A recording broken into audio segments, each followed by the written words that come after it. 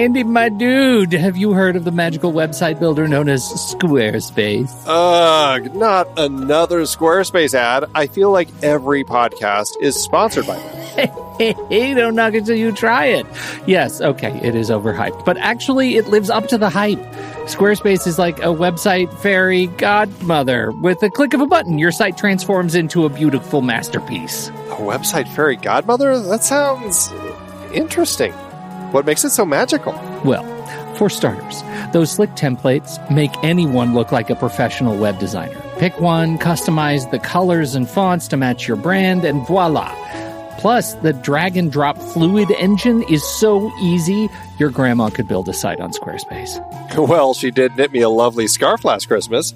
Maybe website design is next. Exactly. And when you're ready to sell your Nana's handmade scarves online, Squarespace has built-in e-commerce. Add a store with one click. Get flexible payment options. Then watch those sales roll in. And when she wants to teach others her steezy scarf skills, Squarespace's new courses feature is just the ticket. Nana can set up her curriculum and enrollments and payments in a snap and become the next e-knitting influencer. Oh, wow, you really sold me with the grandma angle. Sign me up for that free trial. Just go to thenextreel.com/Squarespace and transform your site into a beautiful Squarespace masterpiece. Well, thanks, Pete. Even though it's overhyped, Squarespace actually sounds perfect for Nana's site's needs. Appreciate the warning on the ads, though. I'll brace myself next time I listen to a podcast. Anytime. Let me know if you need any help getting that site up and running.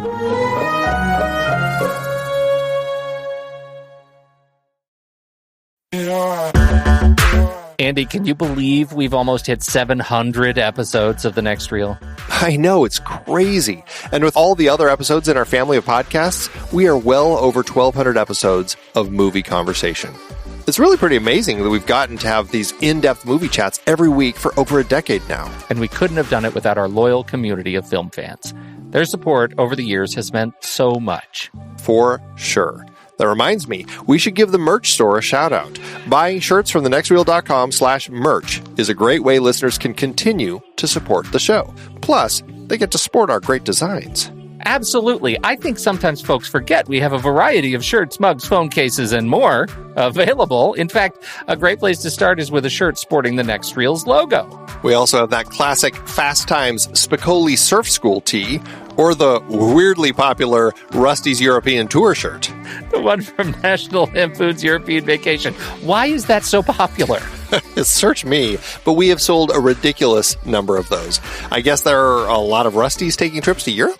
We're always adding new designs based on movies we've covered, like our brand new design for a streetcar named Desire, featuring a streetcar named Desire. So if you want to rep your love of TNR and films, head to thenextreel.com/merch. Every purchase helps us continue to have these weekly in-depth conversations. So visit thenextreel.com/merch today. And as always, thanks for listening and being a part of the Next Reel community. We've got lots more great movie chats coming your way.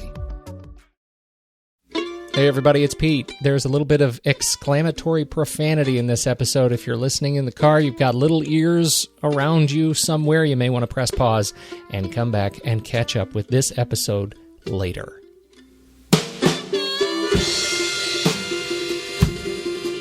Welcome to the Next Reel Speakeasy on rashpixel.fm. I'm Andy Nelson, and that over there is Pete Wright. I'm Pete Wright. Each month on the Next Reel Speakeasy, we invite a guest from the industry to join us, and instead of serving up their favorite cocktails, they serve up movies that they love so that we can all talk about them. We'd like to welcome our guest to this month's show, Jayson Crothers. Like most kids, Jayson grew up loving movies. Over time, his love of watching movies inspired the idea to make movies. But he didn't know anyone who worked in the industry and had no idea where to even start. So, he took a Super 8 class at a community college in Arizona, where he was living at the time. And after seeing some of his first films, his instructor recommended he enroll in their cinematography course. As soon as he picked up a light meter, things just clicked. The imagery in films like Seven had a visceral impact on him, so moving in that direction was a natural fit. Jayson continued his education at Columbia College in Chicago and the American Film Institute. After graduation, he jumped into the world of shooting low-budget features, shooting nearly 24, including Amnesiac, directed by Michael Polish, starring Kate Bosworth and Wes Bentley, and Cold Water, a festival hit that found Jayson's cinematography highlighted by critics and one of our trailer picks. In 2013, Jayson joined the Chicago Fire second unit team during seasons 2 and 3, as well as serving as director of photography for several episodes. Since then, he's served as first unit director of photography of the hit series, now in its 5th season. Welcome to the show, Jayson. Hi. Hey. Yay! Yay, I'm finally here. You know what's awesome? I feel like we're collecting a catalog, Andy, of guests that we've been fans of for a long time. That you were actually a trailer pick for us on the show some years ago, and now you're here talking to us. I'm so excited about that. What trailer was that for? Cold Water. Oh, wow. I had no idea. Hey, I'm honored. Hey, check that out. Big fans. Oh, awesome. Here. Thank you. Not only that, you picked a hell of a movie. Yeah, it's funny. That's right. At first, I was like, oh, that's easy because like the movie that got me into cinematography was Seven. I was like, Seven. It's like, yeah, we've already done Fincher. It's like, okay, not a problem. Aliens. I can quote that movie. Oh, we've already done that. Okay, and so I started looking through the list, and I was like, wow, you guys are nailing all my favorites, which is a good thing. And I was like, well, what else could it be? And I was like, like a ton of bricks. I was like, oh shit, of course, Heat. Like that's a huge one for me. And scrolling through it, I was like, all right, I don't see that on there. I'm going to roll the dice. So, well, and it's funny because, we've done a series of heist films, and after you said Heat, Pete and I were like, why did we not ever pick that for our heist series? Heat in doing heist films. And it's so funny because I can think back. I have these visceral memories of the show over the last 4 years where Andy and I have mentioned how great fans we are of Heat, and that we've never worked it into the catalog is really frustrating. That's shocking, but I'm going to take it as a win because it means we get to talk about it today. He's here. I can feel it.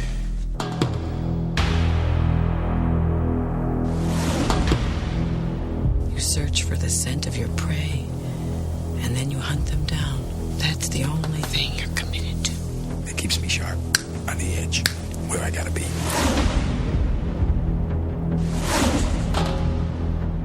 You want to be making moves on the street, allow nothing to be in your life that you cannot walk out on in 30 seconds flat if you spot the heat around the corner. No, my life's a disaster zone because I spend all my time chasing guys like you around the block. I do what I do best. I take scores. You do what you do best, trying to stop guys like me. Yeah, Heat is just a spectacular film, and Michael Mann is certainly the person to make it. What is it about this film that you connect to so well, aside from the fact that it's just such an amazing movie? See, now that I'm so excited to talk about it, I'm like, where do I start? I'm like a dog who's too excited. Like, I don't know, where do we go? I'm outside for the first time. Where do we go? Everything smells so great.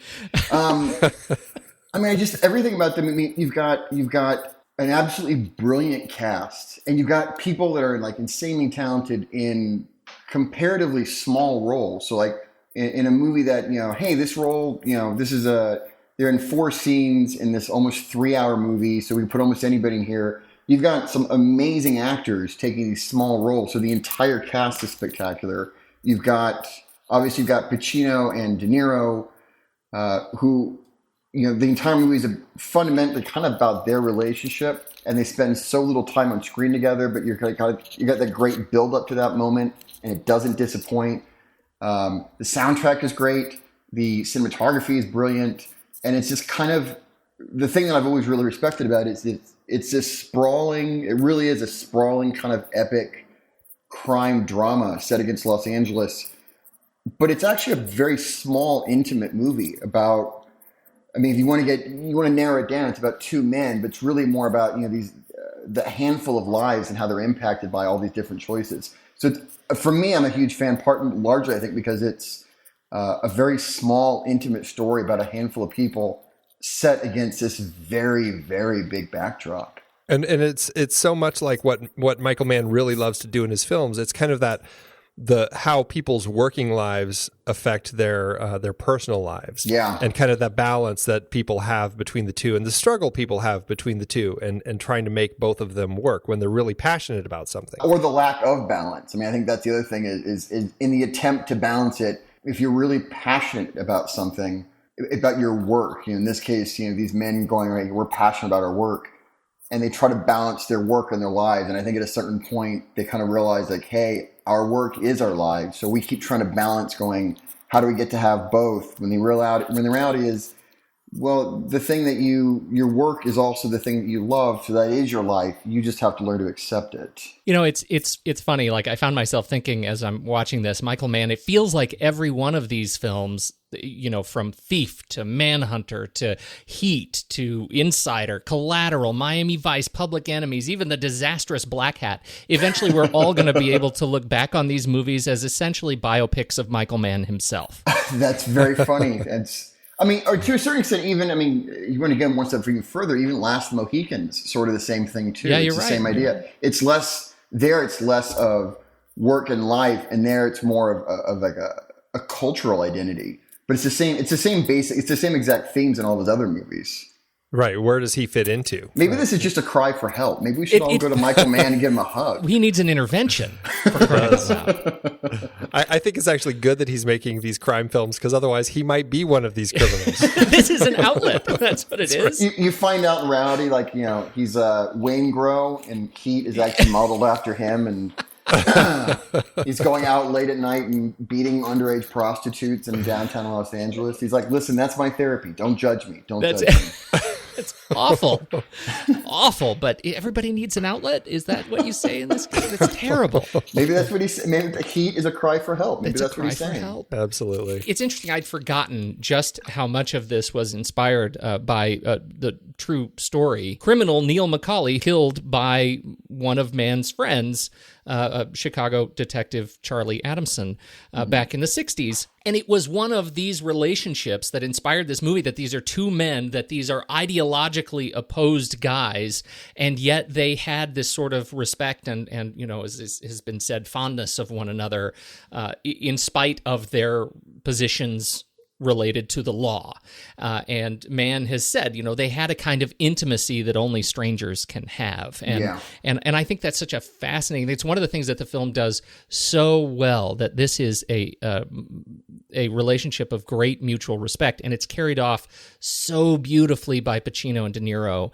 And it's such a well-earned point when they meet for the first time on screen, that we know that Pacino and De Niro are on screen for the first time together is epic in itself. So the fact that they actually pulled it off and made it an earned part of this story, it's just explosive for me. For me, we're going to jump right to the end of the movie for a second, but on that point, the end of the movie when, after Pacino shot De Niro and they're out there in the middle of the LAX fields together, they take each other's hands.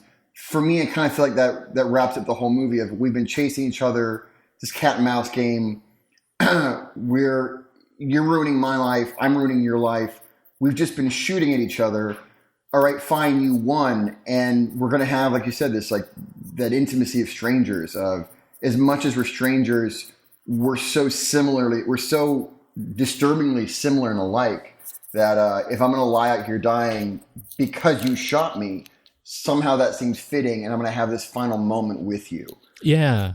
The end of the movie is so good. Like that moment at the end, they just kind of grab hands, and there's nothing else said. You're like, well, what else? There's no point of a big monologue. Like, what are we going to say now at this point? It's just great. It's so good. And I found it so interesting that image was the first image that Michael Mann had in his head when he kind of came up with this whole story. He got that image in his head, and he ended up kind of crafting the entire story backwards from that moment. Oh, that's really interesting. Well, yeah, because the last shot is just that wide shot, like the two of them, their silhouettes against the skyline, and it just sits there. There's no crane, there's no big dolly, there's nothing dressing it up, because it's like, all right, this is the movie. These two guys lying out, these two guys standing there, one of them waiting for the one to die, and they're having this really intimate moment. And they're essentially, and for all intents and purposes, they're enemies, but they're not. That image kind of symbolizes the whole movie. Yeah, and I don't even see them as enemies at that point, right? They're competitors. That's what I mean. That's what I'm saying. On paper, they should be enemies. On paper, his job is to avoid getting caught. His job is to try to catch him. So on paper, they should be enemies. But at that moment, it's interesting. In the diner scene, Pacino makes a reference. He uses the word brother. And it's thrown away as friend, pal, whatever. But for me, it's always struck me it's a really interesting choice of words. Because I'm like, you guys really are akin to being brothers more than anything. You guys just happen to be in completely different ideologies. That's a great point. It's actually like some of those crime films where other filmmakers have told a story where it is two brothers and they've kind of taken each side of the law, and it has that same sort of vibe. It's so hard for other people in this film to really understand the level they're at and the whole reality that they set for themselves and the world that they create. But these two guys totally understand each other. They are both at the top of their respective career path. They both are so good that they're really kind of right there.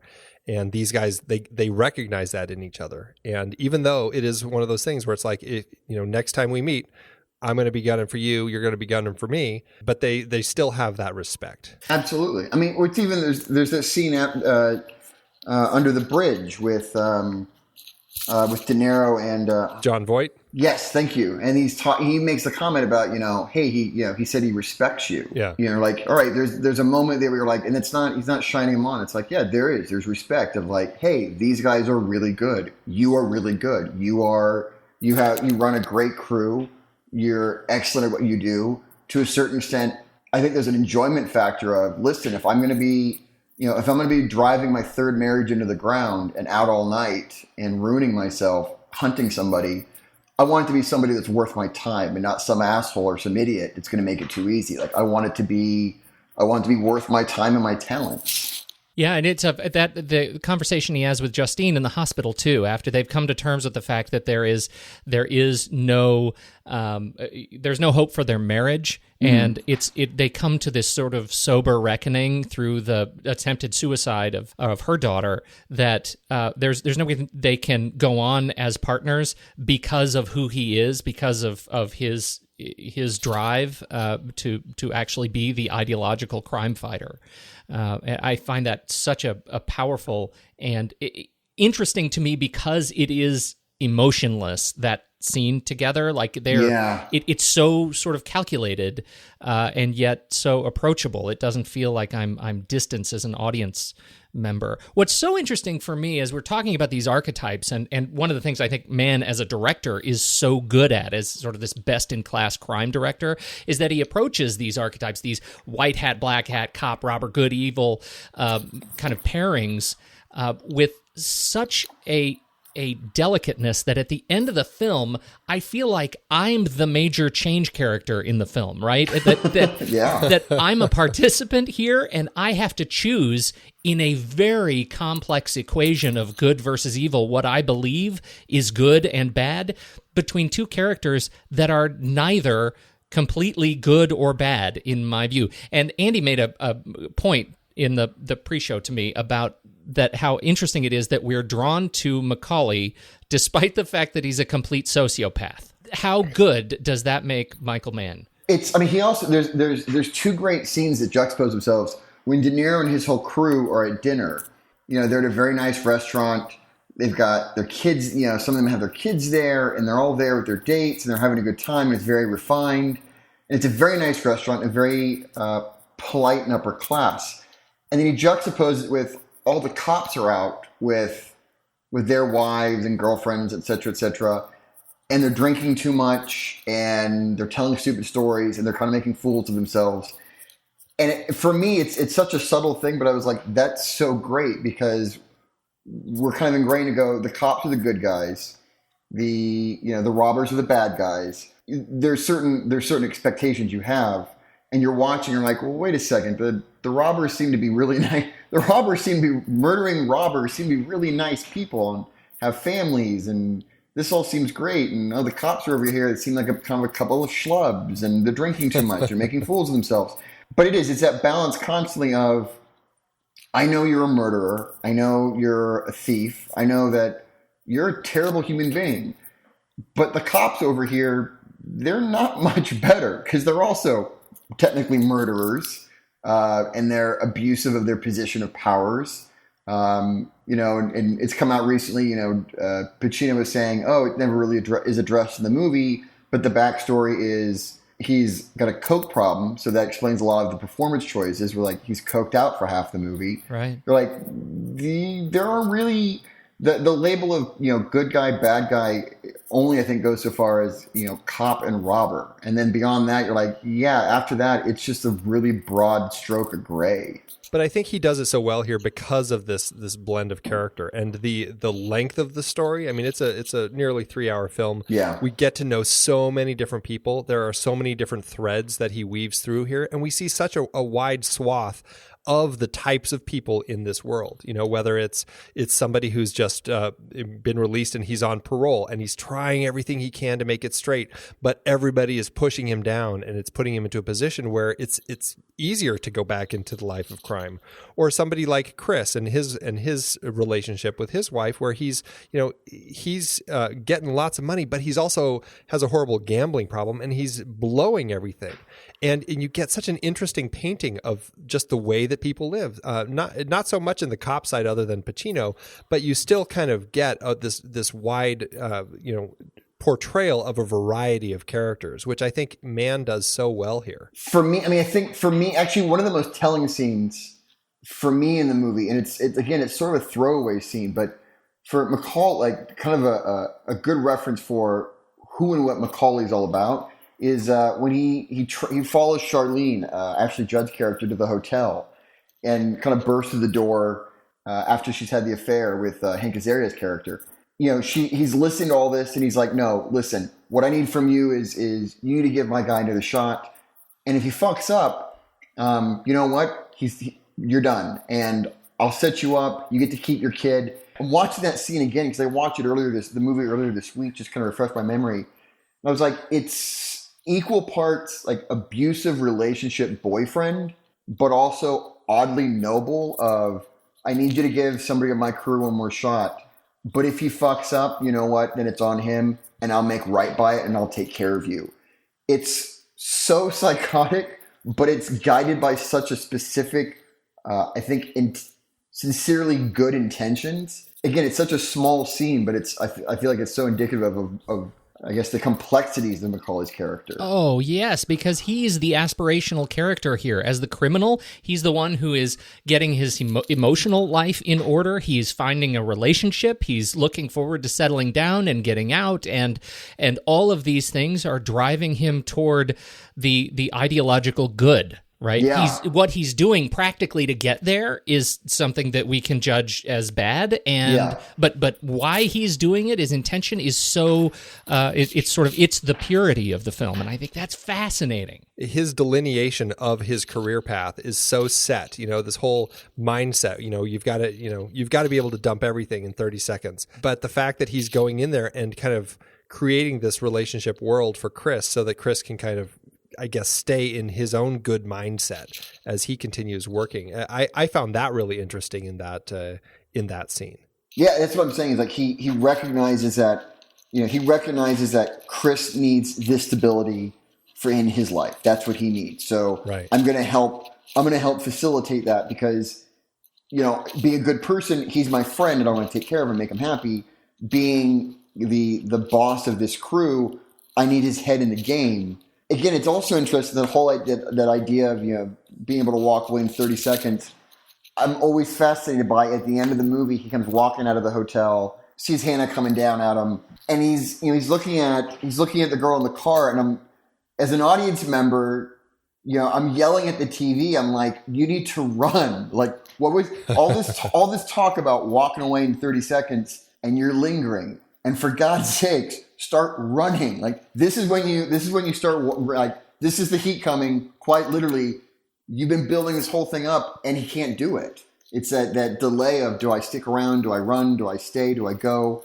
And it's the fact that he now has something he's connected to. He can't walk away in 30 seconds. I feel like ultimately that's kind of what the undoing is. Because, yeah, if he'd turn, that fire truck pulls up, and like that was his opportunity to just cut and run, and he didn't. He's welcomed that emotional connection into his life. I mean, it's like in that scene you were talking about earlier, that restaurant scene where all the gangsters or all the robbers are all dining together. Everybody has a partner except for him. Yeah, and so he goes and calls Edie and reconnects with her, and he really finally allows that to build in his life. And you can see that it's interesting because he allows that emotion to kind of become a part of his life. But by doing so, it in a way becomes his undoing, because that triggers him to then, when he gets the call from Nate that, hey, I found Waingro, he's in this hotel room, but you're not going to care at all, right? And he agrees with him. But now that he's kind of let that emotion into his life, it's like that thing just eats away at him. I think at the beginning of the film, before he had met Edie, if he had gotten that call and he knew he was, the heat was on to him, he probably would have just let Waingro go. But I think there's something about him at the end and the way that he's changed now, that when he gets that call from Nate, he just can't let it go anymore. And he has to go after Waingro now. And it really became his undoing. Yeah, because I think it's also, to me, I always took it as is that moment of closure of, I'm going to get on a plane with Edie, we're going to take off, and I'm done. My whole life, I'm going to leave it behind me. I've got closure and everything, it's done. And it becomes that moment of, if Waingro's still walking around, there's a loose end I didn't tie up. And I can't fully walk away until that's done. Until he meets Edie, he doesn't have anybody in his life. So it's interesting, that idea of, this is the mantra that I live my life by, but I've never had to put it into practice. Like, you don't ever see him, he keeps talking about it, but he built a lifestyle where he doesn't have anything he really is going to really walk away from. And so when he brings Edie into his life and suddenly goes, all right, well, now I've got that relationship. Now I have somebody that I have to walk away from. Suddenly it's a lot harder to do it than it is to walk around saying it. They even have that conversation, the exact same conversation, before they go into the bank heist, because they realize that, there's more, now they're being watched and all this sort of stuff. And he has the conversation, we should just walk away. Yeah. But I want in because of, the risk is still, it's higher, but the reward is still greater. But he still goes into it. And it's like he's never been able to kind of let go of something. Obviously Chris says yes because Chris is going, I need money or my wife is going to leave me. So, we've got this $12 million bank job. So yeah, the risk is worth it to me. Torito feels like a character who's like, hey, I'm just kind of along for the ride and I don't really want to have to make decisions. So I'm going to let somebody else do it. It's really interesting. Macaulay keeps saying, like, hey, there's the heat. We should walk away, and keeps finding reasons not to do it. Right. It's interesting when you look at Mann as a screenwriter. He obviously wrote the script, and specifically to this issue and some of the archetypes that we're talking about that he builds into the script. He's kind of an interesting screenwriter, and I wonder if you guys could comment on this. So I'm going to read a couple of passages from the screenplay with intention to talk about character development and the hand that Mann puts into backstory that never really come out in what they show us on screen. This is the very first page of the script, exterior Cedars-Sinai, wide day. Neil Macaulay and a nurse get off a bus. Neil carries a paper bag and wears white pants like a hospital attendant. Neil is an ice-cold professional, very big, very tough. At 42, his short black hair is graying. He spent 8 years in McNeil and 3 in San Quentin. He got out and hit the street in 1987. 4 of the McNeil years were spent in the hole. Neil's voice is street, but his language is precise like an engineer's. He's very careful and very good. He runs a professional crew that pulls down high number scores and does it anyway.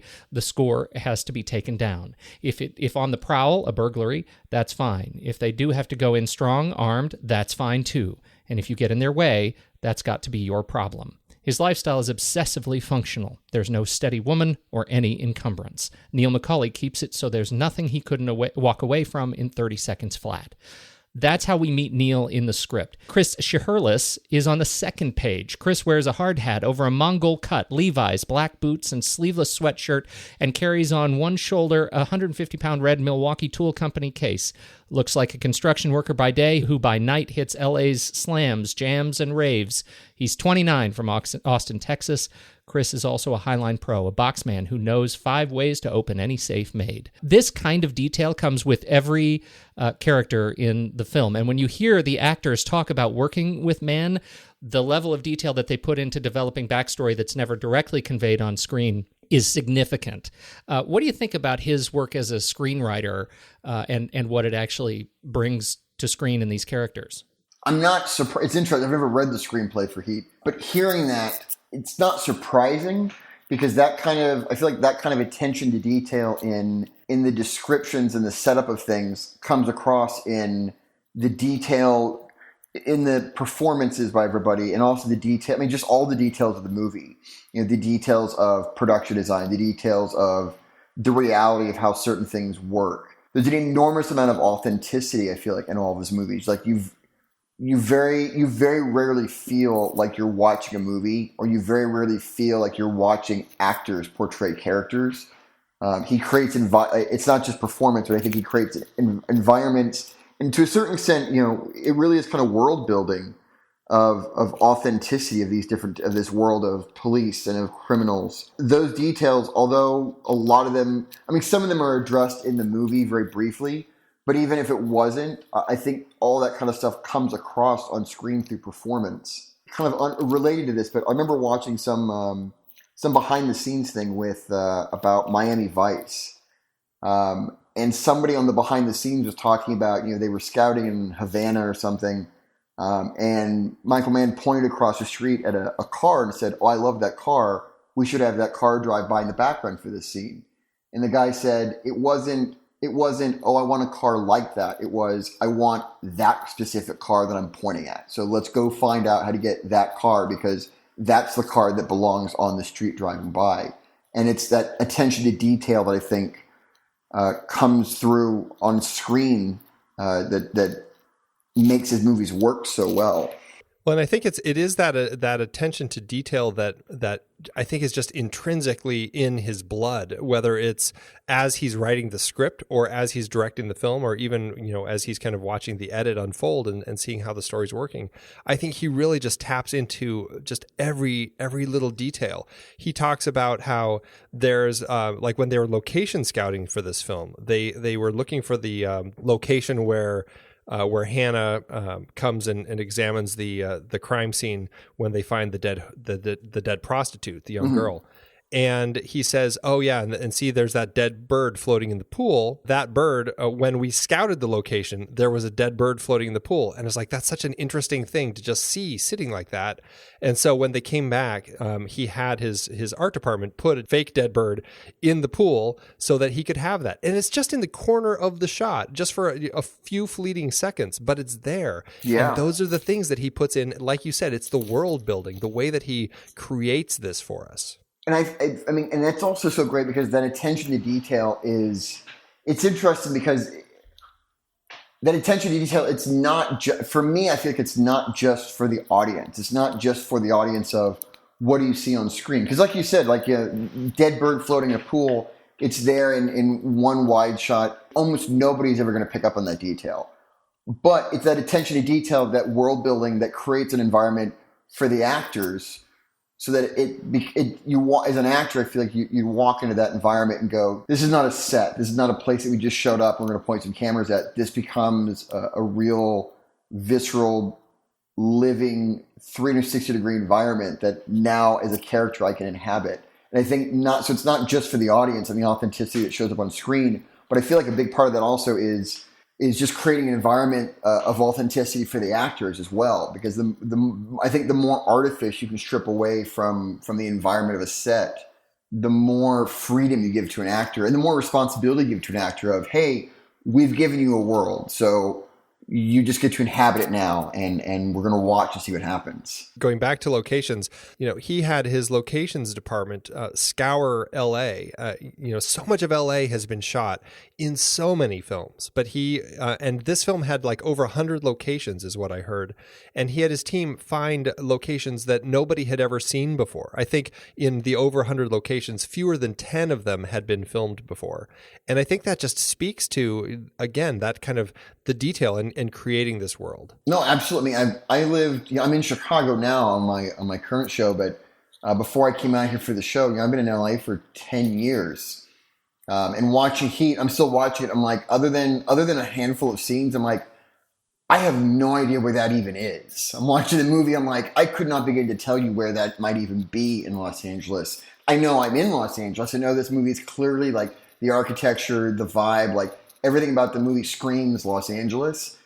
But yeah, there's locations I'm like, I've lived there for a decade and I've shot all over LA. And I'm like, I have no idea where that is in LA, but it's beautiful. I wish I could find it. One of the things we like to do on the show is try and find that sort of thematic connection between the first shot and the last shot of a film. I think this one, you've already talked about the importance of the last shot, particularly the importance, as Andy said, that the first image that Mann had in his head that informed the entire script. But how do we connect the very first shot and the first image we see with the last? And the first shot in this one is that smoky night train yard as the train kind of is pulling in, really bringing Macaulay into this story. It's interesting because that very first image, and that type of image pops up throughout the whole movie.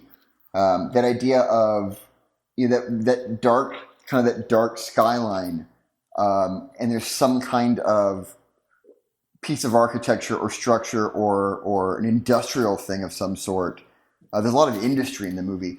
That idea of like an industrial piece of architecture kind of jutting up against the skyline at night without any other people around it. Like that first shot is really about architecture and machines, and there's no people. It's very lonely. And the same thing at the end of the movie, if you took the very last frame of the two of them juxtaposed against a skyline surrounded by a lot of kind of industrial, lights and those giant containers out in the field near LAX. If you took Hannah and Macaulay out of that shot, it would be thematically, I think, the same thing as the opening shot.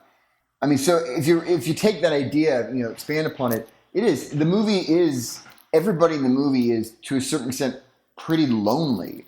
Hannah is in a marriage, but they mentioned it's his third marriage, and it's not a good marriage. Macaulay is not married, and the person that, he gets Edie in his life at some point, but not really, because she doesn't know anything about him really, because he's lying to her. Chris, it's like, great, I'm married with a kid, and I'm constantly in fear of her leaving. Like, the whole movie is everybody's pretty damn lonely in this city.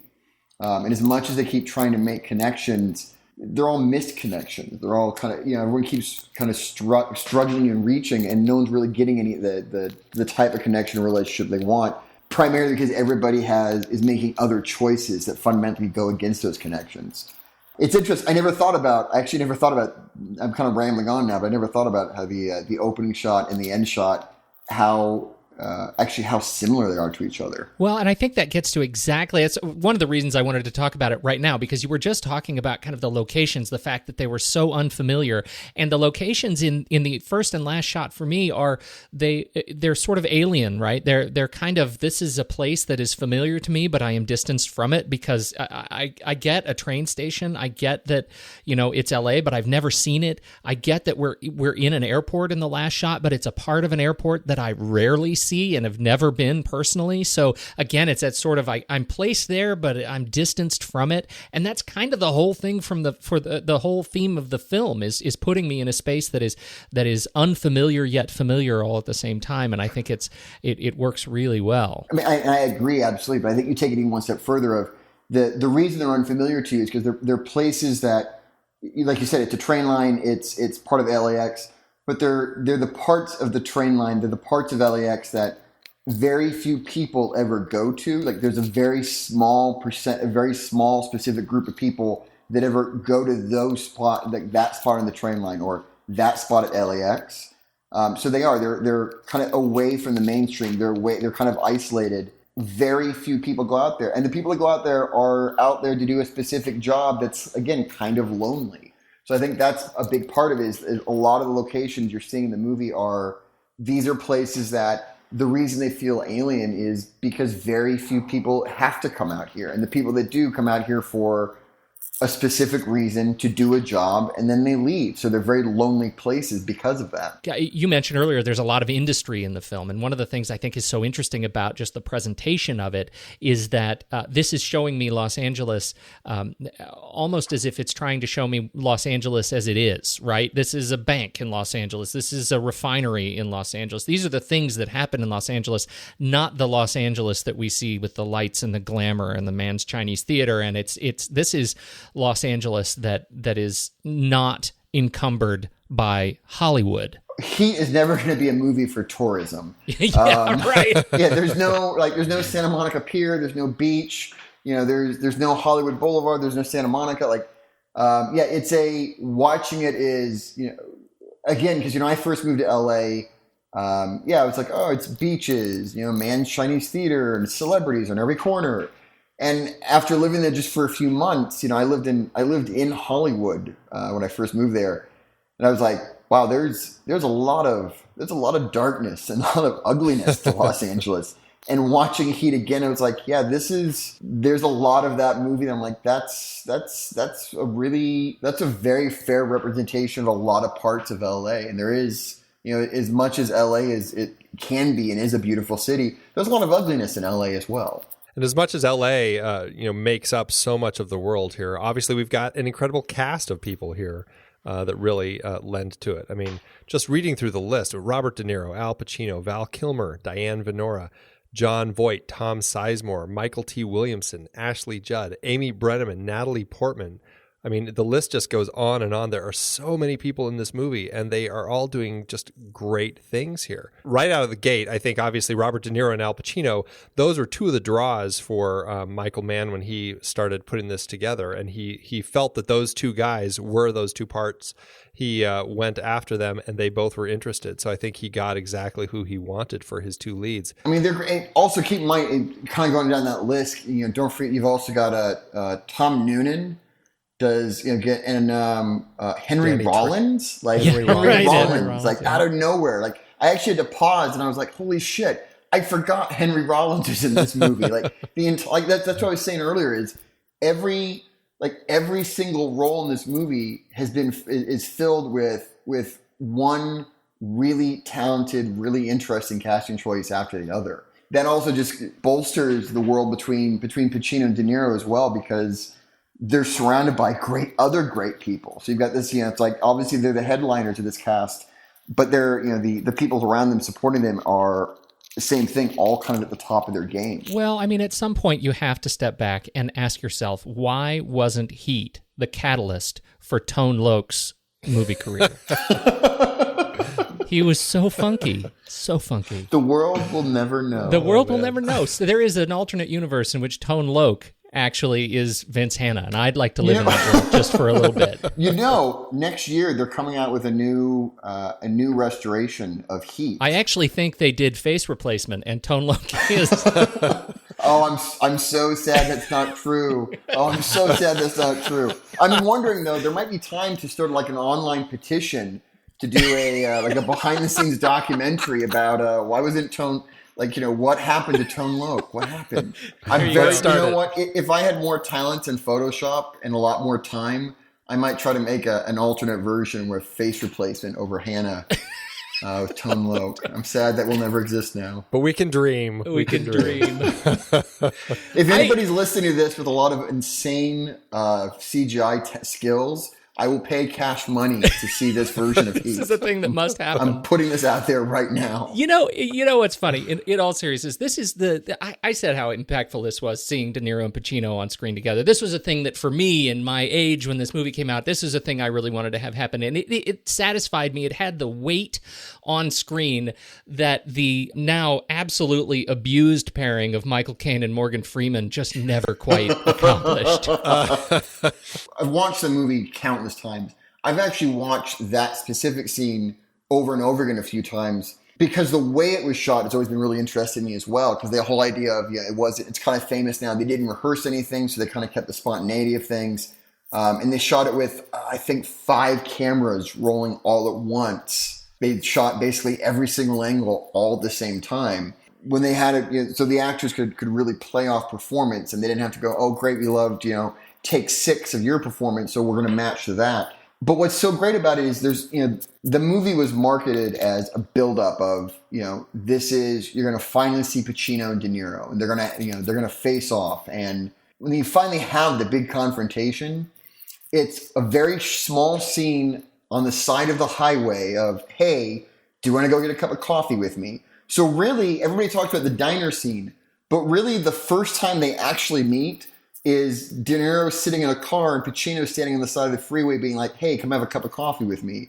And then the following scene, I think the brilliance of it is that it's such a small, quiet scene. It's 2 guys sitting at a really nondescript, kind of shitty looking diner, having a cup of coffee. Like, it's so anticlimactic to what the buildup is. And I think that's actually what makes it great. And that most of the scene really lives in two close-ups of these two guys just kind of bantering back and forth.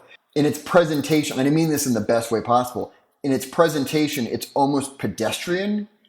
But because of that, because it's not dressed up, as an audience, you really get to just sit there and kind of soak it all in and see all the nuance of performance and the looks and all the subtleties. Because it's not dressed up, because it's not a big thing. Well, it's interesting, and I'm curious your opinion on this, because as you mentioned, there is the re-release coming out, this new 4K remaster. It's timely that we're talking about this movie, because just last week they did they had a big premiere of this new remastered version in LA, and the whole cast showed up. Yeah, I know. I was heartbroken I couldn't be in LA. Oh, it's fantastic. And Oscars on their Oscars YouTube page has just posted a channel or a playlist of a bunch of videos from these. And in these, they talk specifically about the diner scene. So Michael Mann says that he says they were shooting primarily with 3 cameras, one over each shoulder for close-ups and one 2-shot. In the final film, obviously, we get no 2-shot. And that, of course, has fueled conspiracy theorists saying that, in fact, they were never actually in the diner together. Were it not for behind-the-scenes photos actually showing them together. We do have that. But in any case, they made an interesting strategic decision, a visual decision, not to include the 2-shot in this conversation between these two guys. Why do you think that is? And do you think that, do you think it would have been stronger, or how would it have been different had they gone with a 2-shot? It's interesting. I haven't actually thought about it now that you mention it. As much as the two of them are connecting, the two of them really are. I feel like they're still miles apart from each other. It's the idea of, like, great, we're sitting down, we're having a conversation, we're having a cup of coffee, we're getting to know each other, but not really. Like, we're not really, the information being given is from Hannah is oddly personal and intimate, but nothing that could hurt him. Whereas Macaulay is giving really generic information. I have a woman. I tell her I'm in sales. Like, nothing that Hannah could use later on and get to use against him. So it's interesting that it's the scene very much is still, as much as they're sitting across from each other having a cup of coffee and connecting, they couldn't possibly be further away, because at the end of the day, it's you're trying to capture me and I'm trying to get away from you.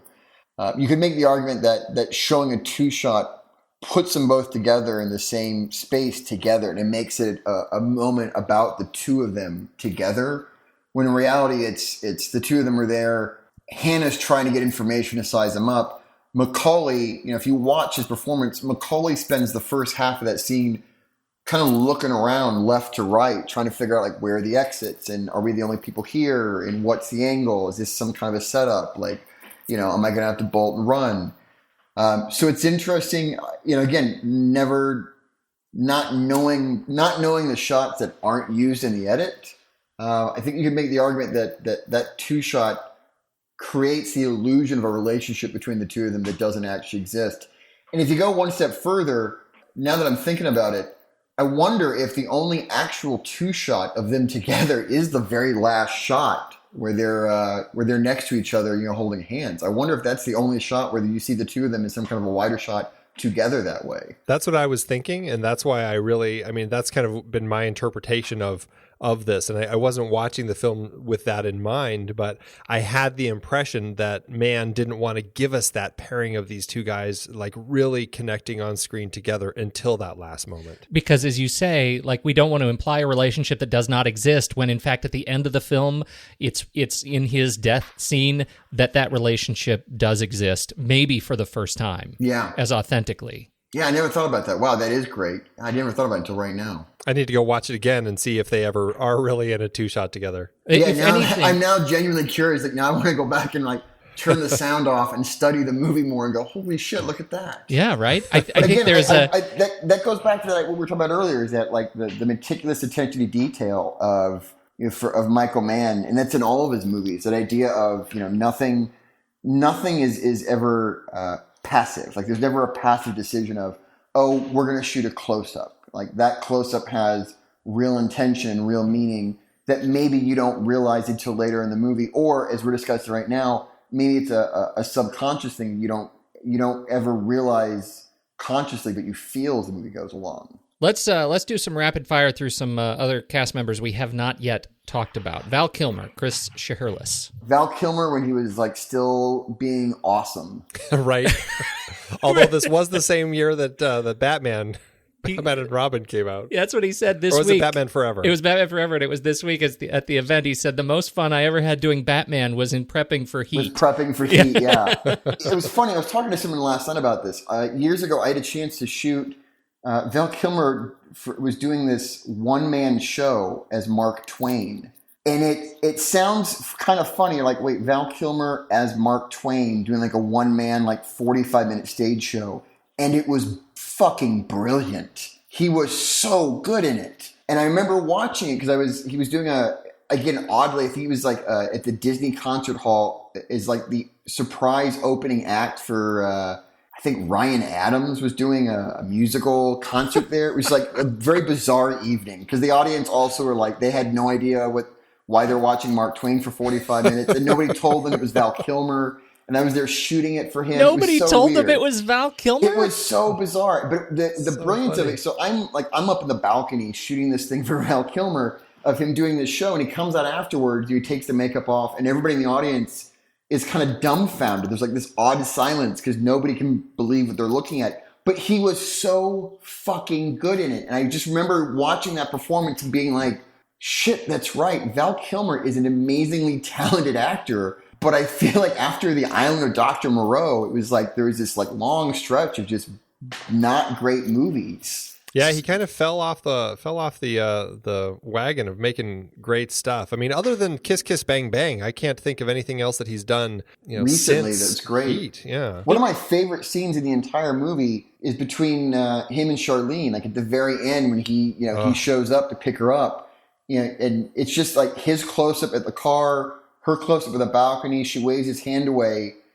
And it's all told in basically, 3 shots. His close-up, her close-up, the hand wave. And it's so heartbreaking. And it's so good. Well, and so much of it is on the backs of both his performance and hers. They are just terrific together. By the way, can we also talk about how badass Val Kilmer is? Like in the whole shootout scene. And the fact great. That, it's become famous now. He's shooting out, that shootout, his rifle goes empty, pops the clip, slaps another one in, and they've used that, training facilities for like the Marines and police and special forces have used that clip as a reference of if you could reload in even half that time, you're good. Like, can we just talk about the fact that Val Kilmer trained so hard that he's making like professionals watch his footage and go, God damn, that guy's good. Yeah, total badass. He's great, and he's just as much a sociopath as Neil is. Yeah, and what's interesting though is when they come out of the bank, that whole idea of 30 seconds, like when they come out of the bank, what makes I think that shootout scene so shocking is how quickly he goes from 0 to 60. Like he's walking across the street, sees the cops, and there's not even a reaction. Like he just goes. You're like, oh, there's that discipline there that we've been talking about for an hour and 45 minutes. There it is in motion there. Well, and that's it, because that's what you get with, I think, both De Niro and Kilmer. You get these characters who are there. The reason they are able to move so quickly is because they were already there. I think that's in contrast to Tom Sizemore's Michael Cerrito, who he's the guy who's getting sort of the joy out of it. Like you see, he's already in the car at that point, kind of slapping he's like, we did it, hitting Dennis Haysbert on the back. And so you feel like he's the guy who's going to have to ramp up. He wasn't quite as serious, but in Val Kilmer, you have a stone sober guy. Yeah, it's the I'm not in the car. We're not driving away. We haven't gotten away with it. We're still in motion. Yeah. Yeah. Whereas Cerrito's in there laughing like, hey, the hard part's done. It's like, no, you asshole. Yeah. You're sitting in the car with a machine gun and $12 million. You still have to get away. But actually, I mean, it's going through the cast, like also like Jon Voight is again like just so good in the movie. Jon Voight, watching that movie, I'm like, I love my friends. I have great friends. I'm like, I wish I had Jon Voight's Nate as a friend. Like, that's the guy I want to know. He's such an interesting character. And I didn't realize this, but he's kind of based on Edward Bunker, who was a real life former career criminal and fence turned writer who actually, I mean, he's written a bunch of books about crime.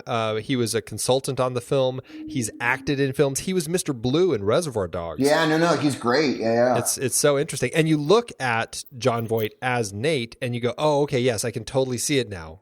Like that connection is right there. Within that framework, you're like, oh yeah, totally. Okay, next one. Yeah. Yeah, he's great. I love seeing Tom Noonan. You brought him up. I mean, he's great. I love that just the little thing that, he's in a wheelchair but he's this guy who's like, he lives under these, under the radar towers and the satellite dishes and everything. And he's just, collecting information, putting these plans together. It's really interesting. And his amazing beard in the movie. Like, it's a pretty, but again, also like Natalie Portman, because I think, this was this was only her second movie after The Professional, right? It may have been. I mean, she obviously was just so young at the time. I mean, she was just doing such things. Yeah. Yeah, I think she did The Professional, and this was like only her second movie. And same thing, like she's just so damn good. Yeah, right away you can tell that she's just a child actor who already had an old soul in her. I mean, she carries a lot of heft in both of those films. And we've talked about Leon, the Professional, on this show before. And here you see that same depth to the character and just the darkness she has and just the struggle she has with this absent father. And I really love the moment where I mean, it's a terrifying, terrible moment, but when she's tried to kill herself in Hannah's bathtub at his hotel, you've got that conversation afterward with her mom, Diane Venora, and Al Pacino, where she's like, she chose you. You're the one that she connected to. You're the one that she was crying out to. I found that so interesting that for Hannah, particularly this guy who's walled himself off so much to having these kind of personal relationships, that connection, that kind of defense, he's always looking out for the daughter and he's always kind of frustrated with the father. And here he is with Natalie Portman's character having that connection with him. I just found that just so incredibly touching. Oh, by the way, let's not forget Jeremy Piven's one scene role in the movie as well. Yeah, right. Yes, pivotal. Totally random. Like that's what I mean. Like this whole movie's like, you're like, holy shit, that guy's in this movie too. Well, even Bud Cort from Harold and Maude, he pops up as the restaurant owner. I mean, it's like everybody is it. You're right. Oh, I forgot about that. I totally didn't realize that. I can't believe I'm the first one to mention Danny Trejo. I mean, come on, Machete. Yeah, right? Which, by the way, I love one of the few complaints I have about the movie is when they're having their little powwow about, do we walk away or do we stay? And everybody's talking about, what do you think? What do you think? And everybody gets like this moment of they all get their little moments of we're going to talk about it really side. And then they cut to a wide shot and they turn to Danny Trejo and he's like, yeah, fuck it, whatever. And they're all like, they all laugh about it. Like, okay, cool. And I'm like, well, wait a second. These three guys get to have a say and Danny Trejo's like, yeah, whatever, fuck it, let's go shoot people. And I'm like, wait, he gets no more character development than that? What the shit? No wonder he turned on you guys at the end, I'm going to do pretty much what the film does with the next three characters, and because this is we'll call it a Mann story, Diane Venora, Ashley Judd, and Amy Brenneman as the representative women. Justine is such an interesting character to me because I'm watching her going like, from the very opening scene, you're like, yeah, this marriage is not going to last. Like, as an audience, you're like, this isn't going to last. Like, they wake up in the morning after having sex, and she's already popping pills. Like, it's like, all right, this is how she's coping, getting through her day. Their relationship to me gets really interesting late in the movie when she sleeps with Ralph, and then they come back together in the hospital to kind of over her daughter's suicide attempt, and watching of her talking about the only way for me to get closure with you is I have to debase myself with Ralph, and that idea of I'm angry that it can't work but I still love you is really fascinating. Charlene with Ashley Judd, she's great. I mean, again, she loves her husband, she loves Chris so much that which is really, if you think about this, is actually pretty screwed up. She loves him so much that when she has the opportunity, basically comes down to like, hey, it's either Chris or your kid. And when push comes to shove, because if she waves him away and they pull him over and go, oh yeah, this is Chris, and they arrest him, then she loses the kid anyways. So if you think about it, she actually, when push comes to shove between choosing the man she loves and her child, she still sort of leans towards the man she loves at the risk of her child, which I always found really interesting. Like, wow, as much as you love your kid, like when push came to shove, you still rolled the dice on Chris. Amy Brenneman as Edie, it's always funky to me because she's great. I mean, she's great in the movie, but her character always threw me a little bit because I always felt like Macaulay says, hey, run away with me. Where she's like, oh, sure, New Zealand? Yeah, sure, okay, fuck it, let's go to New Zealand. I just met you. I don't know anything about you. Sure, fuck it, let's go. And it always was interesting, like, well, that was really sudden to be like, hey, we just met. Hey, I don't know anything about you, but sure, I'll pack up my whole life and move to New Zealand with you. Why not? Especially because she's such a May to Robert De Niro's December. Yeah. Which, that always strikes me too. I'm like, God, she's, there's so much life for her to still be, seeking out, the graphic design, whatever it is that she's trying to do. And here she is just like, yeah, I'll go. That's one, I love Amy Brenneman. I think she is great in the film too, but I always wonder if I would have liked it more if it was somebody that I would have bought in the relationship a little more. You know what's interesting about it? All three of these women sort of play the same character on a continuum, right? With Diane Venora, we get, they're all broken in sort of the same way. Diane Venora is broken, that she's in a relationship that is already broken, and everybody has come to terms with the fact that it's over. Ashley Judd as Charlene is playing this character who's in the middle of breaking, right? Their relationship is breaking as we watch. And Amy Brenneman is playing this character that is, we know, because we've seen where this goes with these other two ladies, that her relationship will start and then will ultimately break. They're all demonstrating like the same sort of archetype of sort of negative relationships and negative stereotype of this sort of needy character. One of the criticisms that I read repeatedly in researching the film is that the film does not handle female characters well, and in some respects that's because that's the story Michael Mann wanted to tell. And because it's Michael Mann in general with his films. That's number two. He makes Mann films. Right? And number three is we have to acknowledge the fact that no one in this film is really treated all that well. Everybody is broken. And so, why should it be any different based on gender here? So, yeah, but it's interesting, the idea too of maybe as an audience, what we find interesting about Edie's character is of the three women that are predominantly featured in the movie, you can look at Edie and go, these other two are on the downside of what these types of relationships play out to be. You're just getting into it. So maybe as an audience, we're looking going like, oh, we know this can't lead anywhere good. We know that you should not be with Macaulay. You really should say no to New Zealand. You really should be more cautious. Well, and interesting too, I unintentionally left out Natalie Portman, but really isn't she also a part of this this sort of archetype of broken women? As a young woman, she's incapable of kind of moving forward without attempting suicide. Although that's an interesting one, because I always felt like that story was very similar to that, that Pacino, revealing like, a backstory that was never addressed in the movie was the fact that Hannah was a coke addict. And you're like, oh, well, the movie framed against that, there's a lot of things that make a bit more sense.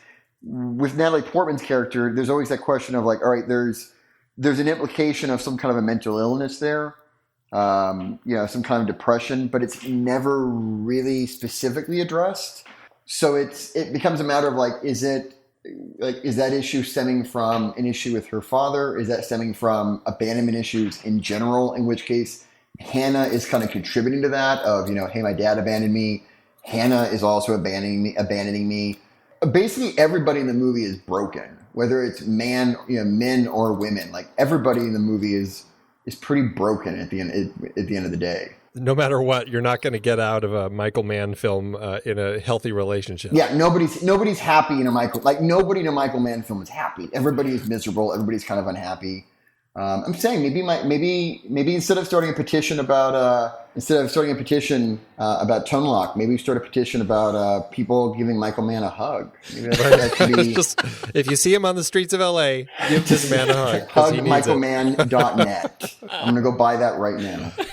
Well, I think that, I think it'd be important as a part of our conversation with you to talk about the cinematography here. I mean, Dante Spinotti is the cinematographer here, creating just a beautiful look. And obviously there's a lot of wonderful colors and just great, very well shot film. as a cinematographer, I mean, what's your sense of the movie and how they put this together? I mean, I think Dante Spinotti does beautiful work, period. But I think Heat definitely stands out because so much of the movie is so subtle. Like so much of the movie doesn't look lit at all. And it's making something look unlit takes so much work. Nowadays with digital cameras, it's very easy to walk into places, night exteriors are very easy to turn on the camera and go, well, digital cameras have gotten so sensitive now that you can do so much with so little. You can go out at night and shoot at night, without any light if you really wanted to. You can walk into a room and turn on a lamp in the corner, and sometimes that's sufficient light to shoot. This was back in 1995, before digital, still film, not at all the case. So everything is very much lit, but none of it feels lit. And I think that's like watching Heat again earlier this week. I was just kind of reminded, I was like, wow, so much of this movie is so subtle and so understated visually that I think that's kind of where the beauty comes from, is that it often feels like cameras just rolled up someplace and started rolling. In reality, watching, I was like, there's so much work happening here to make this look unobtrusive. And there's something also great, especially the night work in LA, all that night work in Los Angeles. Everybody kind of points at Collateral as the kind of one of the first movies to show LA at night, the way it really is, with light bouncing off the sky and the sky pollution you get. Which is true, but watching Heat, that kind of that ugly blue, sodium vapor, orange, like all of those kind of heinous, ugly colors that you get in downtown LA at night or industrial areas that normally to the eye are so kind of garish and ugly, come across so beautifully. Like watching that movie, I was like, yeah, that's what LA at night feels like. Like driving through LA at night, turning the corner, going down the wrong street and going, oh, I don't want to be this part of town. Like all the places that the movie inhabits, that's what LA feels like. Maybe it's not necessarily what it looks like. And I think that's maybe what the better part of it, the big accomplishment of his work is, in addition to just being so subtle and so nuanced that it's very hard to point out. It's very hard to point and say, oh, this is a beautiful shot, because everything's kind of beautiful in a very simplistic way. Maybe the better compliment is the movie feels like LA. Like it may not necessarily look like it literally, but watching, you're like, yeah, that's what LA feels like at night. Like that's what 4:00 in the morning feels like in Los Angeles. There's so little handheld work in the movie. Really, there's a lot of Steadicam, but there's not a lot of handheld except for I think the shootout in downtown. That's kind of the first time you see a lot of. And even then, there's not a lot of it. It's interesting that you mentioned that. I wasn't even thinking about that, but it's certainly something that caught my eye when I was watching the very first heist when they break into the armored truck to get all the bonds. The bonds from Van Zandt. You've got this intense buildup to kind of, as we're seeing what's going on here, and we see kind of the pieces coming into place, and then when they knock the vehicle over with the rig and it crashes into a whole bunch of other cars, you get this very still shot. It's like it's amazing that they kind of cut this in there, but it's just a very still shot as a pole kind of tips over and a streamer that was on it just very slowly drifts down. I'm like, this is in the middle of like a big action scene, and they took the time for that. It was amazing. Oh God, Andy, what's so great about that is that I'm sitting there as an audience member and I am literally holding my breath. That's what that does to me in terms of the pacing of that sequence. It makes me stop and hold my breath. It's the calm before the storm, because it's the shock factor of holy shit. And then, because as an audience, again, it's that, I think it's that build up letdown. It's that idea of like the build up of, boom, cars. This is, all this sudden violence. So as an audience, the adrenaline kicks in. You're like, okay, that's now this is the mode the movie's in now. And then you put that moment in there of stillness. So as an audience, you're like, well, wait a second. I'm prepared for this. What the shit is happening, and then they're right back into it, that kind of violence. It's the same thing, the bank robbery at the end in the streets of, we're walking out, everything's fine, and then Val Kilmer goes from 0 to 60. It's the same kind of shock factor, but I think the reverse of oh, we're going to take this moment of stillness and something that's almost comical, that streamer kind of floating down in slow motion before right back into, guns and masks and explosions, et cetera, et cetera. The other thing it is visually is it's an exercise in contrast for us, because so much of this film is plays out in very long lenses, right? Where, and then the contrast is we're going to stop and we're going to show you escape with a very wide lens, and we're going to show you the whole street, and you're going to get to take it all in before we jump right back in to look at the close-ups, close-up of masked gunman, close-up of ponytailed masked gunman, close-up of scared police officer. Everything else plays in such tight quarters that those breaks where we get to see escape in the sequence is a pause. One other thing watching the movie that I was reminded of, piggybacking that idea, is I think a bit of Dante and Michael at the same time. How beautifully executed and staged all of the action sequences are. Because now there's such a prevalence to long lenses and handheld and this kind of keeping a certain kind of erratic energy on screen when you get into actions, big action scenes, and especially if the action's really big and there's a lot of ground to cover. It feels like more chaotic things get. And watching the movie again, all of the robberies, the opening with the armored truck, the shootout in downtown. What I think makes it work so great is you don't have that concept, you don't have that kind of shaky, erratic, handheld look that you find in a lot of modern action stuff. It's all fairly controlled, but more than that, as an audience, you're never lost on the geography. Like, you always know where you are within the sequence. You always know the relationship of where people are. You always know this person is here in relation to this person. I know where everybody's at. I know where all the action's happening. As an audience, you never lose a sense of geography. And that energy and the adrenaline and the excitement is still all there without resorting to, shaky snap zooms to kind of create false energy. And I think watching it, I was like, that's what's great to me, is that, this camera's, flying around in a Steadicam.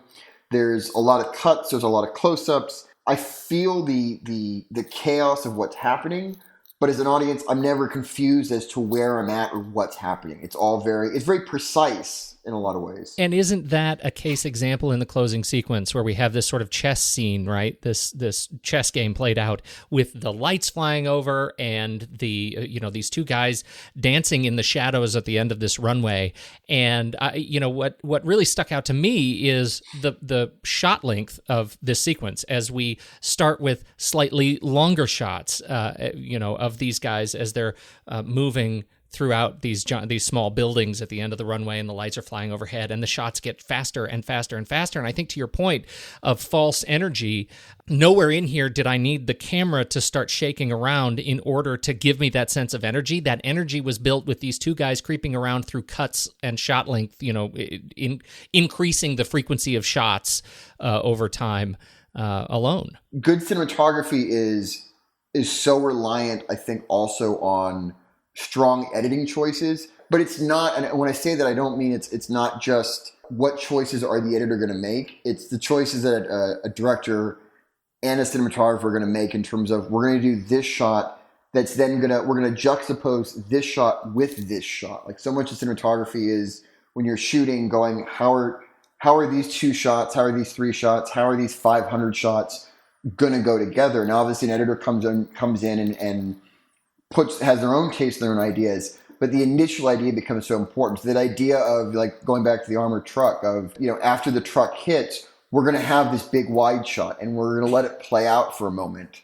And maybe that streamer falling in was a happy accident. Maybe that was planned, but that shot and that kind of stillness of showing the full scope of what just happened before we're back into all those close-ups is such a great decision. The same thing at the end of, we're moving around, but there's not erratic camera movement. We're not spinning around the characters. We're not doing a lot of like crazy overhead shots. It does become a game of cat and mouse, of all these boxes look the same. So to a certain extent, as an audience, you do kind of get lost of, I don't know which box he's behind. I don't know, is he going to hop out and there he's going to be? And then when you finally do get your bearings, you're like, oh wait, now I'm not confused. Okay, now I know where they are. So now at the very end, that's where the tension comes out from, I think, of I was confused first about where people were intentionally. Now I know the geography. So now I know that he's at that corner and he's approaching that corner.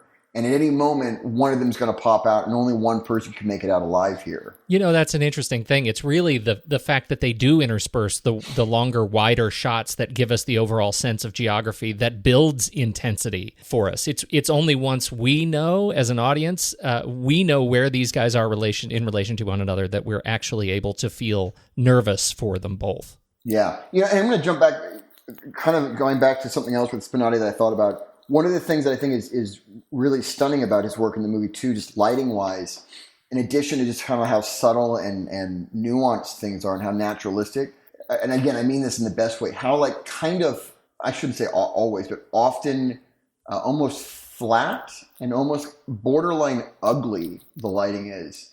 And it's very interesting because it's in a lot of ways, it's similar to The Insider, which again, Michael Mann and Dante Spinotti, like the idea of, in that movie, like they do the opposite. There's a lot of like really harsh lighting and a lot of really hard light and a lot of very vibrant and colorful. Whereas here, everything's a little muted. Everything's very soft. But there are things you're watching going like, I mean, towards the end of the movie, Macaulay, walking through the hotel, watching that going like, all right, that on its surface is pretty flat. It's a bunch of wall sconce lights. In a hallway, like the lighting is fairly flat, fairly even. But again, watching it is you're like, but there's a certain kind of beauty that comes out of that. And I think that's kind of the brilliance of Dante Spinotti is being able to find things that, under normal circumstance, you'd look and go are either unremarkable or unattractive. And he finds kind of a brilliant way to frame those in a way that you look and go, oh, that's actually beautiful. I've never seen it that way before. We talked a little bit about that in our last Speakeasy about Fat City, which takes place in Stockton, California. And boy, they do an amazing job of making you kind of, well, at least making me kind of fall in love with a lot of the ugliness going on. Yeah, there and place. that's so. I mean, again, Conrad Hall, like it's always interesting to me how much work it takes to make something look like you didn't do any work. And how much talent it takes to make something that in anybody else's hands would be ugly and unattractive actually take on its own kind of beauty. My wife says a lot, because she loves to sing and she'll screw around with people and sing terribly, and she's actually got a beautiful voice, and it's that idea of to sing terribly, you actually have to be able to sing really well. Right. So it's that kind of inverse thing. If somebody can watch and go, oh, that movie looks completely unlit and natural, like they didn't do anything. I'm like, that's probably the biggest compliment you can give to a cinematographer, because it takes so much work and talent to do that. The cinematography, I mean, obviously, this is a long movie. They shot a lot of film, and like you said, this was filmed back in '95. They had to have a team of 4 main editors working on this to cut this thing together. What I find interesting, there's this website that we haven't looked at in a long time, Pete, but Cinemetrics. Yeah, Cinemetrics, they actually have people who go through a movie and average out the shots, so you can get a sense of how many or how long is the average shot length in a movie. Just as a comparison, I thought it would be interesting to look at. In this movie, the average shot length is 4.4 seconds, which seems pretty short when you hear it that way. But then when you compare it to The Rock, which came out the following year, directed by Michael Bay, that's at 2.5 seconds. And then we've talked about the Bourne series on this show. The Bourne Identity is at 3.6 seconds. Which is a leisurely 3.6. I'm like, I really would have thought oh, you're talking about the Bourne Identity. You're talking about the first one, right? Right. I was going to say, like, Bourne Supremacy, are we like into fractions of seconds? Yeah, Bourne Supremacy drops down to 1.1 second is the average shot length. That sounds about, I actually would have thought it would have been shorter. I thought they would have been like decimal points at that point. I know. Ultimatum, they're at 2.1. They came up a little bit. Oh, they doubled it. Oh, impressive. Yeah. And Legacy, it wasn't Greengrass in that one, but it was back down to 1.3. So they went pretty short for Legacy. I feel like you're making commercials at that point. Right, exactly. So this 4.4 seconds average shot length feels awfully snail paced.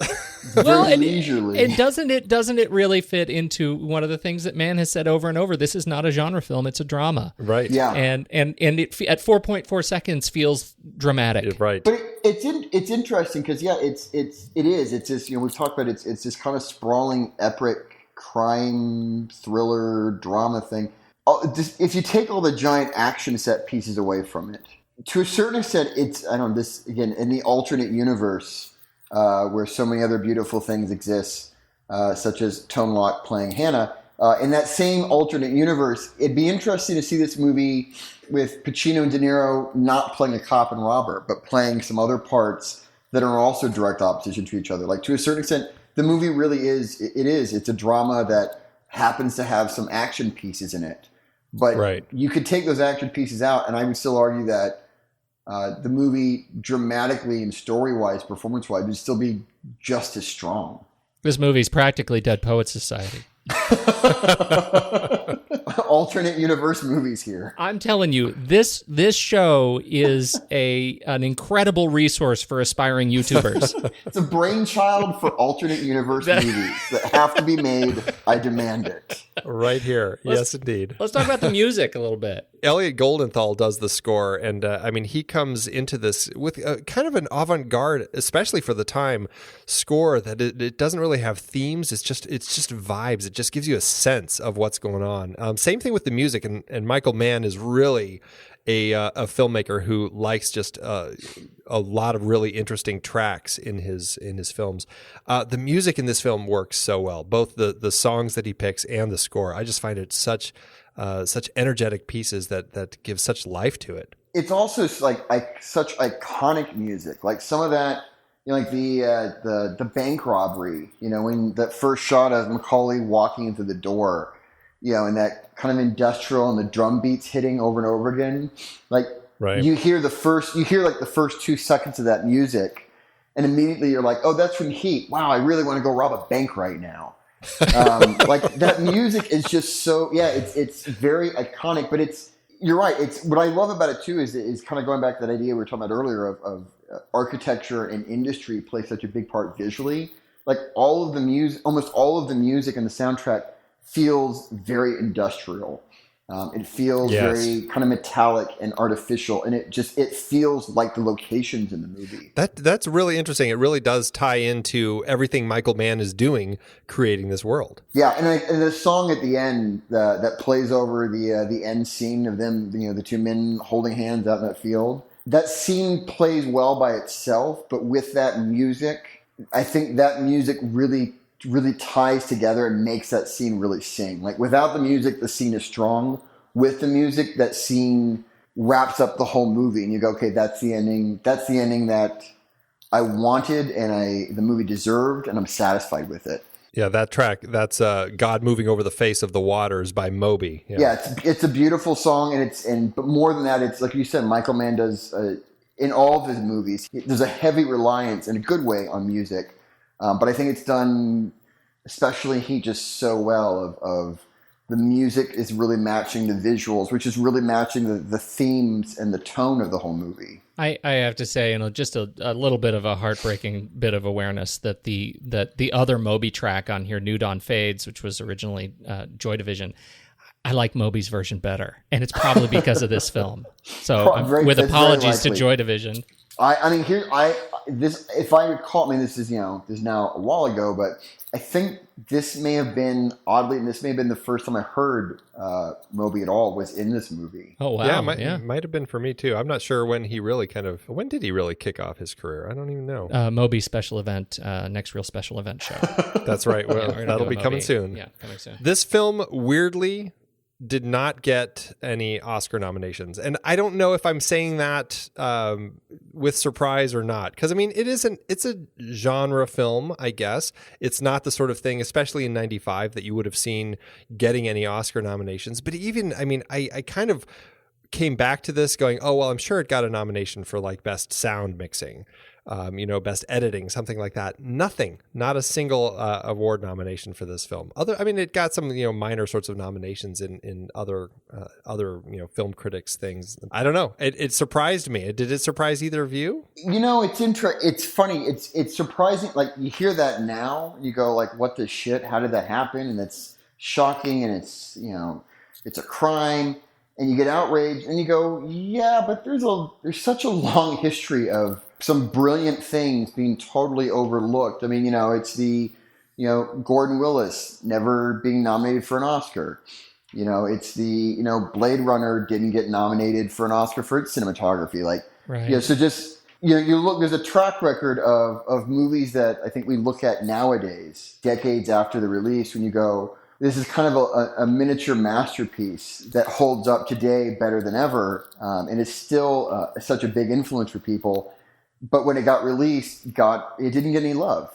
There's a reason the last week, everybody from the movie got together, for a 25-year anniversary. And now, 2017, was it 27 years later? They're re-releasing the movie yet again in 4K. It's like they don't do that unless it's a movie that has such relevance. And it's such a good, powerful movie. Yeah, it has the staying power. Yeah, on one hand, I'm out. I hear that, and I'm outraged. I'm like, that's bullshit, and what the hell, and how does it happen? And we should start a letter writing campaign to have this retroactively fixed. But I'm like, yeah, but no, because I'm going to go spend my time for the the Tone Lōc version of Heat, and instead, I'm also going like, there's such a long history of that kind of thing happening that I'm actually not surprised. Well, and I think the important thing is that, even if it didn't get nominated, it is a film that is going to linger. This is a film that will stick in people's minds long after the fact. And even Michael Mann, he's recently started a book company, Michael Mann Books. And one of the first 3 books, which I believe they're actually working on right now, is a prequel to Heat. And it's going to be kind of the formative years of all of these characters, which it's a story that people latch onto and love and want to keep being drawn back into. How badly do you want that to be a Netflix original? Oh my God. I was just thinking, So I was like, holy shit, please tell me that Netflix just heard that and bought that up. I would be sitting there with like a pizza and a 10-pound bag of popcorn and just binge watch it all damn night. That would be amazing. Andy, how did it do? This film did well for itself. This film was released December 15th, 1995. It cost $60 million to make this movie, which in retrospect seems kind of small for what they accomplished. But when you say, it's largely a drama, I guess I can kind of buy into that. I couldn't find anything as far as its print and advertising budget. So, but domestically, it ended up making about $67.4 million and internationally about $120 million. So all told, it definitely made its money back and ended up with an adjusted profit per finished minute of about $1.1 million per finished minute. And that is a film that's, 172 minutes long. Stellar. That's pretty great. Which, by today's standards would probably still make it a colossal flop. So. Yeah, right. Well, I think with all of that said, now is the time for us to rank it. Let's do it. You head over to flickchart.com/thenextreel and you will see our list of all the films that we have ever ranked on this show. We're going to do it this week. We've got a little trio here. So we're going to rank this film and see where it lands on our list. So first up, we have Heat or Oh Brother, Where Art Thou? Heat, please. Heat. Definitely Heat. Definitely. All right, next up, Heat or Never Let Me Go, another Speakeasy movie we talked about. Heat. Yeah, it's definitely Heat. Never Let Me Go was lovely. It was lovely, but it's not Heat. It's no. I mean, it's not Heat. I like George Clooney, but it's no Heat. So, yeah, right. All right, next up, Heat or The Matrix. Getting a little tougher here. I'd have to go Heat still. I'm Heat. I may say The Matrix, but I don't think it really matters. It would be a principal loss. I feel like Matrix is, it's like you watch and go, that was fun. Okay, I don't need to watch that for a few more years. Okay, next up, Heat. Oh, this is, now it's getting real tough. Heat or Children of Men? Oh, wow. Yeah. That's, son of a... I'm gonna... Wow. This is what we call a flick chart hate crime. Oh, that's just cruel. Why would you do that? I'm gonna go Children of Men. I have such an affinity for that movie. Children of Men. Yeah, I'm saying I gotta Children tell you, of Men. I'm surprised. I'm Heat all the way. I know principled loss. Okay. But I'm definitely Heat. They're both great. Yes, movies. both great. All right, Heat or Snatch, a very fun movie. Heat. I'm gonna go Heat. Yeah, I'm gonna say Heat too. I'm gonna say that all quietly because my wife loves the movie Snatch. So if I were to say that, she'd hear me. I'd be sleeping on the couch. But I'm gonna go for Heat. All right. Heat or Casino Royale? We're getting a lot of Speakeasy episodes one on this after one. the other. Heat or Casino Royale? Oof. Oh, I feel like these are kind of unfair because it also depends on your mood, you know? Oh, no. Let's be clear. They're all unfair. They're categorically unfair. I still, kind of one-track mind. I'm still going to go with Heat. Pete? I can only say this because I've already wrestled with it on my own flick chart. I am Heat. I'm really torn. These are all just brutal. I'm gonna go with Heat also, although I could say Casino Royale on a different day. And next up, Heat or Room, the recent Oscar nominee. Oh, Room. For a second, I was like, wait, Room or The Room? Oh, I was like, that's a wait totally second. different experience. I was like, wait a second. Now we have an intro. Now it's gotten really interesting. I'm like, hold on. Can we somehow find a world where those two movies coexist together, like some kind of crossover hybrid? Oh, that's just crazy. Again, if there's some YouTuber out there with some amazing skills, here's an opportunity. You're welcome. I'm going to go with Heat. I thought Room was a really beautiful movie, and I loved it. But as triumphant as you feel at the end, the beginning of it is so heart-wrenching. I'm like, I just don't need to feel that bad about myself over and over again. Well, Heat has definitely more of a rewatch factor for me, so I'm going to say Heat. I am Heat as well. All right, next up, Heat or Butch Cassidy and the Sundance Kid. Oh, this is bad people. You're just bad Torture. people. Who makes this website, by the way? I need names. Do not question the algorithm. Do not question the algorithm. I feel like this is how Skynet starts, right? Like the slow torment. This is it right here. I'm gonna go with Butch Cassidy. I am also Butch Cassidy. All right, I'm Heat, but Butch Cassidy takes it, and there we are. That really shot up here. We are at number 18 on our flick chart ranking.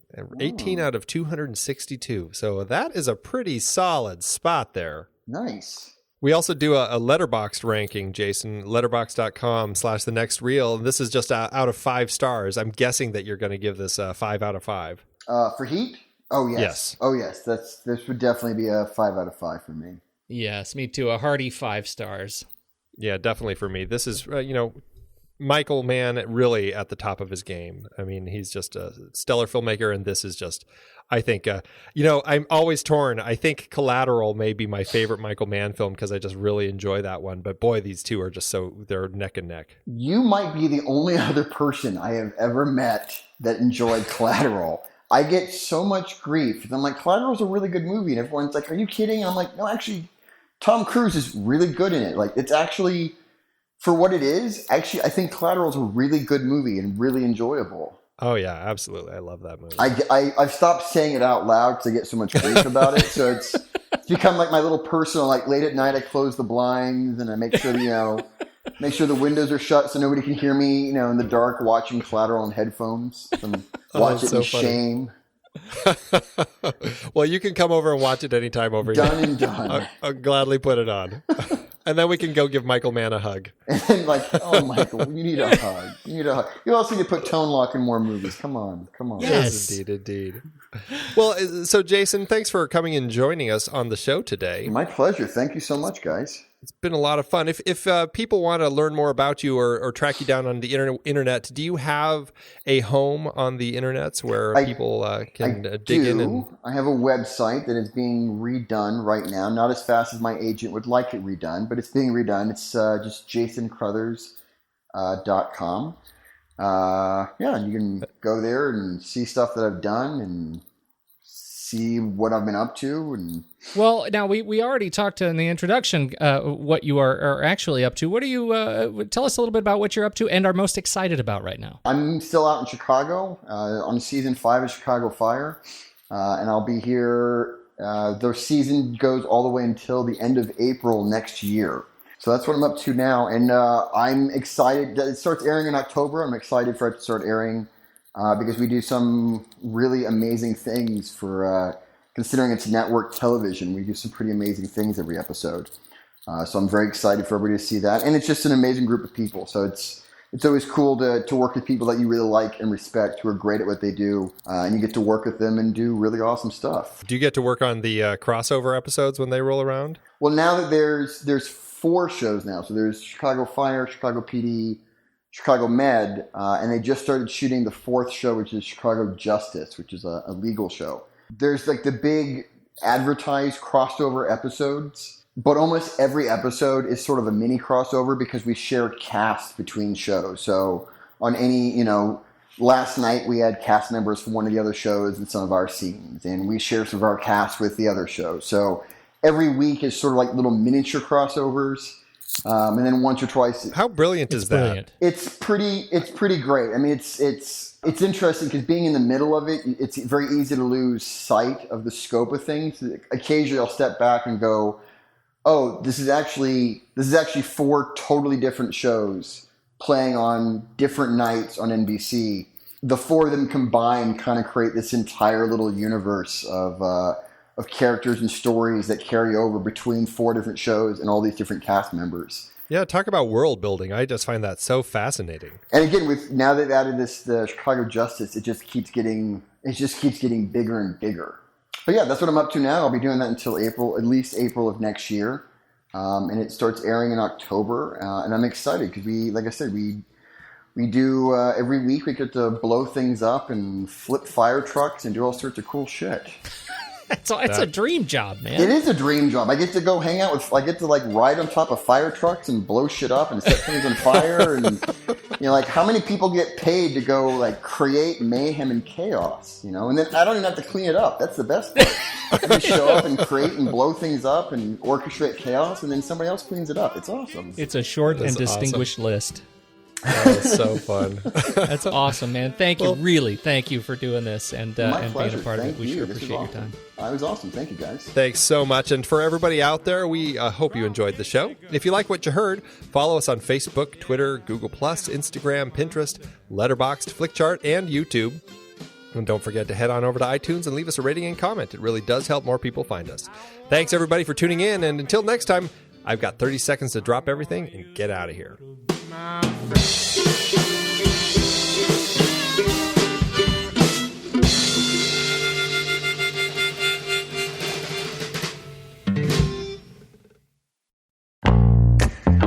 I love having these wonderful chats on movies we like with all these industry guests talking about some of their favorite movies. So many great conversations on that show about so many great movies. We have so much fun having these conversations, but producing the show week after week does require a lot of work behind the scenes. If you'd like to help support our efforts, one easy way is by using our Originals page when shopping for books and movies that we've covered. Your purchases made through our links give us a small commission at no extra cost to you and allow us to keep having these incredible conversations. The Originals page at thenextreel.com/originals links to the source material for all the adapted film discussions on the Next Reel's family of podcasts. Purchasing through our links supports the show. It's your one-stop shop for Amazon and Apple links where you can buy your copy of the original source material. Original material for movies we like, movies like Casino Royale, The Silent Partner, Never Let Me Go, Silver Linings Playbook, There Will Be Blood, based on Upton Sinclair's Oil. I believe it's Oil! Oh yeah, I forgot the exclamation point. Plus, by using those links to buy your next read, Apple and Amazon show us a little bit of love, which allows you to support our family of shows with minimal effort. thenextreel.com/originals. It's a great way to support the show and find your next page turner. That's right. Head over to thenextreel.com/originals to pick out your next read and dig in today.